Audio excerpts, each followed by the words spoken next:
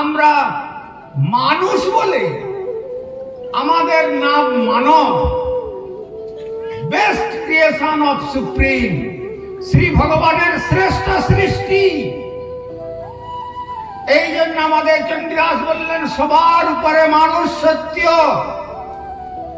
ভগবানের যত সৃষ্টি আছে সর্বশ্রেষ্ঠ সৃষ্টি হলো এই মানব সৃষ্টি। কেন মানব? অর্থাৎ আমরা তাকে মানব বলে আমরা মানব, আর যদি তার না মানি তাহলে হয়ে যাব দানব। সুতরাং দানবত্বের দ্বারা, দানবচিত চিন্তার দ্বারা কখনো জীবন সংরক্ষিত হয় নাই।